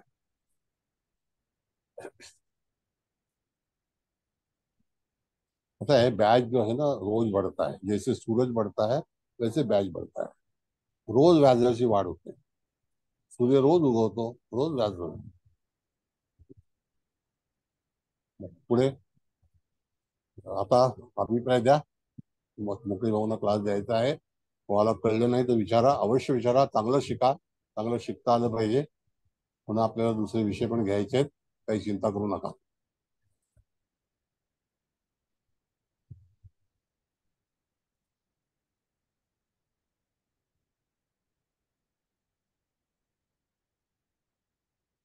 काही प्रश्न नाही? चव्हाण मॅडम. तुम्ही अभिप्राय द्या, मग हळदणकर मॅडम देतील आणि कुबल मॅडम, आणखी तुम्हाला काय बोलायचं असेल तर बोला, आणि मग नंतर कुबल मॅडम समारोप करतील. तर जेमिनीचा शेवटचा आहे. नाही आणखी एवढा आहे ना. हा.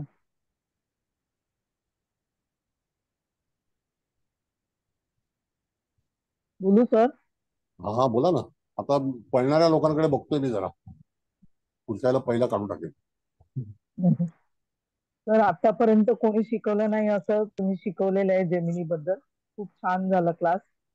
आणि जसं प्रॉपर्टीच्या बाबतीत पण तुम्ही सांगितलं, तर ग्रह चांगले असेल तर आजूबाजूने सपोर्ट पण कसा चांगला मिळतो हे पण कळतं आपल्याला.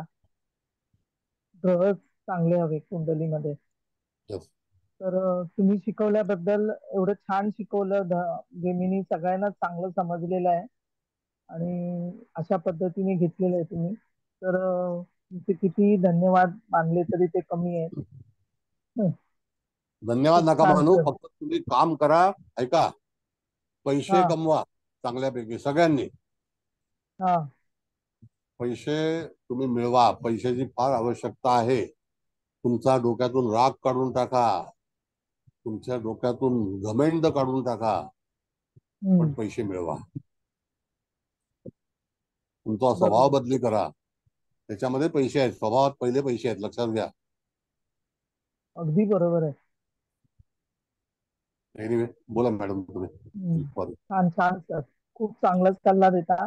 असं कोणी सांगणार नाही, म्हणजे आपलेपणाने तुम्ही सगळ्यांना सांगताय. तर खूप चांगला सल्ला देता. छान छान सर. धन्यवाद. धन्यवाद. हळदणकर मॅडम, तुमचा काय अभिप्राय आहे? हो सर, बोलते. आज जेमिनीतल्या महादशा विभागावर सरांचं व्याख्यान होतं. सर नमस्कार करते प्रथम तुम्हाला. वर्गातल्या सगळ्या माझ्या बंधूंना भगिनींना नमस्कार. आज जेमिनीतला जे आतापर्यंत 10-11 लेक्चर्स मध्ये आरूढ मध्ये येणारे ग्रह, स्थिर, चर आणि राशींच्या दृष्टी, राशी ज्याच्याबरोबर बसलेल्या आहेत, ज्या प्लॅटफॉर्मवर तो ग्रह काम करतोय, या सगळ्याची खूप रिव्हिजन चांगल्या पद्धतीने आपली घेतलेली होती. पण आज मात्र महादशा या विभागाला पहिल्यांदाच सुरुवात झाली आहे आणि एका जेमिनी पद्धतीमध्ये थोडीशी कलाटणी विषयाला मिळून आपल्या दशेप्रमाणे येणारं सुख किंवा येणारी समस्या ती कशी आणि केव्हा हल होणार याच्या विषयीचं खूप चांगलं मार्गदर्शन आजच्या या महादशेच्या ह्याच्यात दिलं. नवम स्थानापासून अपसव्य दशम आणि पंचम स्थानापासून अपसव्य चतुर्थात या विषयापासून सुरुवात करून सरांनी आजची जी पत्रिका घेतली त्याच्यामध्ये स्थिर ग्रहांपैकी 3 ग्रह स्थिर ह्या राशी कुंडलीला लाभले असल्यामुळे त्याचा फायदा ह्याला कसा झाला किंवा त्याचा वैवाहिक जीवनाचा प्रश्न घेऊन हा माणूस आला तर त्याची जन्माची तारीख ही लक्षात घेऊन, म्हणजे महिन्यात कोणत्या महिन्यात त्याचा जन्म झालेला आहे हे बघून त्याचं समस्येची उकल होईल अशा पद्धतीने आपल्याला पुढे कसं सरकता येईल याचं खूप चांगलं मार्गदर्शन मिळालं. सगळ्यात महत्वाचं म्हणजे जर एखादा ग्रह आरूढ प्रमाणे त्या स्थिर घरामध्ये स्थिर झालेला असेल तर तेव्हा तो आपल्याला चांगलं फळ देईल. हे खूप चांगलं तंत्र या जेमिनीमध्ये आपल्याला मिळालं. ज्ञातिकारक मध्ये चंद्र असेल, शनी असेल, कोणताही ग्रह असेल तर नातेवाईकाप्रमाणे उपस्थित होणाऱ्या समस्या आणि त्याप्रमाणे आपल्याला करायचं समाधान याचं पण आज खूप वेगळ्या पद्धतीने सरांनी मार्गदर्शन दिलं. तसंच स्थाननिहाय नवीन आरूढ काढून ते कसं अप्लाय करायचं, प्रश्नाच्या समाधानासाठी त्या स्थानाचा आरूढ काढून त्याला गोचर कसं लावायचं याच्या पद्धतीने सुद्धा आज आपल्याला चांगलं मार्गदर्शन मिळालेलं आहे. उच्च शिक्षणासाठी आपण कशा पद्धतीने 9व्या स्थानाचा आधार घेऊन आरूढ घेऊन आणि गोचर काढून एखाद्याला परदेशी जाऊन शिक्षण घेता येईल का, हे सुद्धा इथे चांगलं कळलं. आणि आज एक नव्याने विषय थोडा जास्त विस्तारित कळला. म्हणजे गायकवाड मॅडमनी एक प्रश्न विचारला होता शेतीविषयक, आणि शेतीवर सुद्धा बरीचशी माहिती आज सरांनी दिली, ती आपल्याला माहिती नव्हती. की तात्काळ फळं देणारी, दीर्घकालीन फळं देणारी, समृद्ध शेती देणारी आणि तात्काळ उगवणारी, असं शुक्र, मंगळ, शनी, गुरु या ग्रहांचं बायफर्केशन खूप चांगल्या पद्धतीने दिलं. आणि त्याच्याच बरोबर मंगळ हा भूमिपुत्र असल्यामुळे तो मिळालेली जमीन कधी घालवतो, तर शनी मंगळ हे दोघे शत्रू असणारे ग्रह जेव्हा एकत्र येतात तेव्हा आलेली जमीन सुद्धा जाते. हा खूप मोठा महत्वाचा मुद्दा सरांनी आज इथे चांगल्या पद्धतीने सांगितला.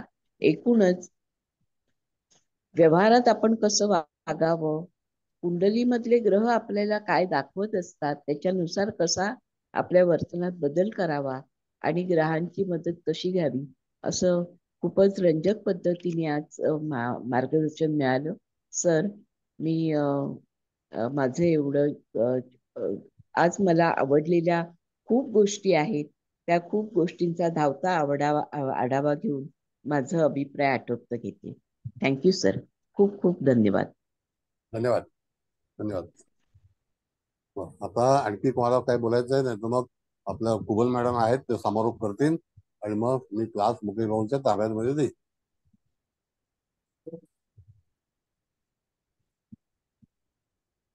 कुबल मॅडम. सर, आज बोला. मी आधी तुम्हाला नमस्कार करते, मॅडमला पण, मुकेश भाऊंना, तसेच इथे उपस्थित सर्वांचे स्वागत आणि सर्वांना नमस्कार. मला तर कळालंय, मॅडमनी पण छान अभिप्राय दिला, पण तुमच्या परमिशननी मी आज सरोज शिंदे मॅडमला रिक्वेस्ट करू शकते का की त्यांनी अभिप्राय द्यावा. तर शिंदे मॅडम, करा तुम्ही आज अभिप्राय तुम्ही करा अशी मला वाटतंय. करताय का? नमस्कार मॅडम. हो, नाही पण तुम्ही खूपच छान सांगता. नाही माझ्या असू द्या, मी सांगतेच ना नाही आता नाही मॅडम. मॅडम, तुमचं हे तुम्हालाच राहू द्यात मान. अहो मी असं फक्त काही नाही, मान बोलते, तुम्ही ऐका बोलतायत ना, ते इथे बोलतेय मी. मान आणि ह्याचं काहीच प्रश्न नाहीये. नाही तुम्ही अभ्यास छान करताय हे सरांच्याही लक्षात आलंय, माझ्या पण आलंय, म्हणून आम्हाला पण आवडेल ना ऐकायला. आता मी तर सर जे सांगणार ते सांगणारच आहे, पण मी हो हो मॅडम, हो ऐका ना, बोलते ऐका. बोलते हा, मॅडम. बोला अच्छा, हो चला. मॅडम. हा, थँक्यू. नमस्कार सर. नमस्कार मॅडम, सगळ्यांनाच नमस्कार. ऍक्च्युली आता सर एवढं छान शिकवत आहेत ना आपल्याला सगळ्यांनाच, म्हणजे तर त्यामुळे अभ्यासाची अशी तयारी पटापट होते. आणि सर सांगतात ना, जे लेक्चर आपले आतापर्यंत झाले ना, अगदी लक्षपूर्वक ऐकलं ना की खरंच त्याच वेळेतच आपलं लगेच हे होऊन जातं, पटकन लक्षात येऊन जातं. पण अजून काय म्हणजे ज्योतिषचा अभ्यास करता करता म्हणजे ज्योतिष जगायला आपण जर शिकायला लागलो ना की ते आपोआप अवगत होत जातं, असं मला आता वाटायला लागले. तर एक म्हणजे त्या सरांमुळे आता हे सगळ्या गोष्टी इतक्या सहज वाटायला लागल्यात ना, म्हणजे अजून अभ्यासाची आपली पहिलीच पायरी आहे. म्हणजे सरांच्या इतकं जायला आपल्याला खूप कालावधी लागेल, पण सरांमुळे आपल्याला इतकं तरी म्हणजे आता चला, ज्योतिष हा विषय आहे आपल्याकडे खूप छान, आणि तो अभ्यासाला मिळतोय ना, ह्याच खूप छान समाधान वाटतंय. आणि आता हे आपलं जेमिनी, सूर्य सिद्धांत, ह्या सगळ्याच गोष्टी, पुन्हा आता एंजल चालू आहे, एंजल कार्ड्स, प्रत्येक विषयाचा जर का आपण ना अभ्यास केला ना, म्हणजे असं मी आपलं सांगतेय की खूप छान वाटतं आणि ते कळतं. सर जेव्हा शिकवतात ना, ते इतकं म्हणजे साध्या सोप्या भाषेत शिकवतात. कसं कुठे किचकट नाही, कुठे आढेवेढे नाही, कुठे हे करा ते करा असं काही नाही. आणि मग त्या व्याख्या पाठ करा वगैरे असं काही नाहीये. त्यामुळे ते ज्या वेळेस सांगतात ना, त्यावेळेस ते असं डोक्यात फिक्स होतं. काही गोष्टी तर इतक्या फिक्स होऊन जातात ना की खूपच छान. आणि आता आज तर आपल्या महादशा चालू झाल्या. ते आतापर्यंत आपण आरूढ काढलं, त्याची उपपदं काढली, प्रत्येक ह्याच्यावरून ते प्रत्येक गोष्टीचं प्रत्येक स्थानावरून जो आपली समस्या असेल ती आपण काढू शकतो. प्लस आता गोचर लावून दशावरून सुद्धा उत्तरं देऊ शकतो. जेमिनी खूप सुंदर आहे, खूप सुंदर आहे. आणि जितका आपण जास्त खोलवर अभ्यास करत जाऊ तितकं ते सुंदर समजत जाणारच आहे आपल्याला. रॅदर आता समजायला पण लागले, सगळ्यांना समजायला लागले. असं काही नाही. आपल्या सरांची हातोटीच अशी आहे की सगळ्यांना बरोबर ते समजते. पण प्रत्येक जण आता म्हणजे वेळेअभावी म्हणा किंवा इतरांच्या प्रश्नातून आपली उत्तरं मिळतात म्हणून म्हणा, कोणी कोणी बोलत नाहीत, कोणी कोणी बोलतात, एवढंच आहे. आणि सगळ्यात छान म्हणजे आपल्या सरांचं सगळं झाल्यावर आपल्या गीता मॅडम पण सांगत म्हणजे अभिप्राय देतात. त्यानंतर हळदणकर मॅडम पूर्ण अभिप्राय देतात. आणि तुम्ही तर सगळ्यांच्या शेवटी संपूर्ण याचा आढावा देतच असतात. आणि विशेष म्हणजे मॅडम तुमचं कर्क लग्न किंवा कर्करास आहे हे तुमच्या आवाजातून आणि तुमच्या बोलण्यातून समजतं हा. हो हो. कारण त्यांच्या ती बोलण्याची पद्धत आणि ती मृदुता आहे ती कर्क लग्न किंवा कर्करास नक्कीच असणार मॅडमची.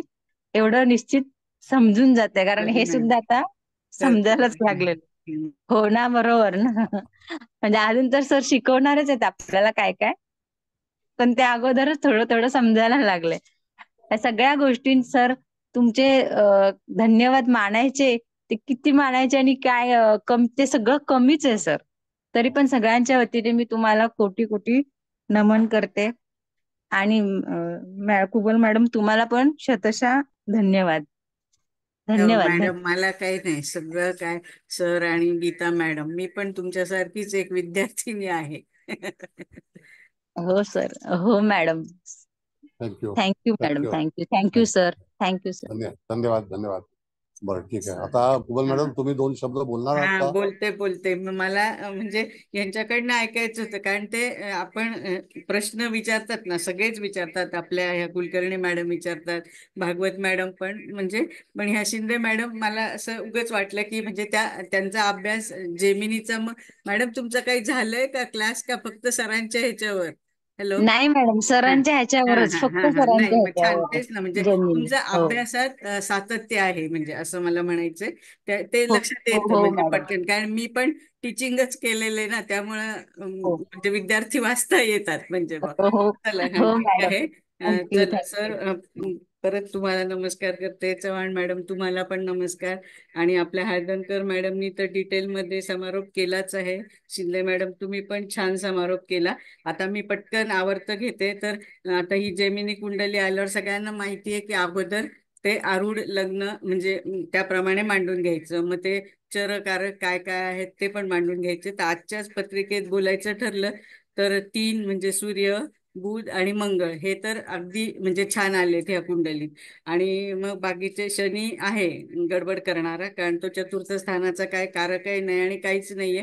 तर त्यामुळे ह्या जातकाला म्हणजे ह्या म्हणजे चतुर्थ स्थानाबद्दल तक्रारी किंवा आंदोलनं झाले असतील असं आपण म्हणू शकतो. आणि मग गुरु पण दाराकारक आहे. पण आपण जेव्हा आज हे बघितलं काय दशा, चरदशा काय किंवा महादशा काय म्हणायचं ह्याच्या जेमिनीच्या, आणि त्याच्या संदर्भात आधी सांगते की सव्य म्हणजे 2, 4, 6, 8, 10 म्हणजे समराशी.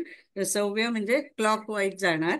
आणि विषम राशी 1, 3, 5, 7, 11 ह्या अँटी क्लॉक वाईज जाणार. असं म्हणजे आपण ज्यावेळेस दशा हे करणार त्यावेळेस ते बघायचं. आणि आजच्या ह्याच्यात म्हणजे दाराकारक गुरु जरी आलाय तरी पण आपण हे मिथुन लग्न आलं त्याच्याप्रमाणे म्हणजे भाग्य नवम स्थान बघितलं तर ते 11 म्हणजे कुंभ राशीचं आलं. आणि तिथून त्याच्या पुढची रास आपण घेणार ती मीन आली आणि त्याचा स्वामी आणि तो दाराकारक आलाय. म्हणजे त्याच्यामुळे सप्तमातील पण प्रश्न जातकाला आले असं आपण म्हटलं. आणि मग ही अमात्यकारकची म्हणजे तिथे रास आहे कर्क. तर आणि ती कर्क रास आणि ज्ञातिकारक चंद्र आहे. म्हणून जर ज्यावेळेस ही म्हणजे असंच ना सर की कर्केची दशा सुरू होईल तेव्हा त्या जातकाला नाही फायदा होणार, पण चंद्र म्हणजे ज्ञातिकारक आला म्हणून त्याच्या नातेवाईकांना समाधान मिळेल अशा गोष्टी त्याच्या. त्यांच्याकडून पण आपल्याला फायदा होईल, त्यांच्याकडून पण फायदा होऊ शकतो. अच्छा, आपल्याला पण फायदा होईल आणि नातेवाईकांना पण होईल असं, कारण चंद्र आहे म्हणून. पण शनी वगैरे असतात तर मग नसता झाला ना, आपल्याला नसता, कटकटी तयार होते. कटकटी झाल्या असती.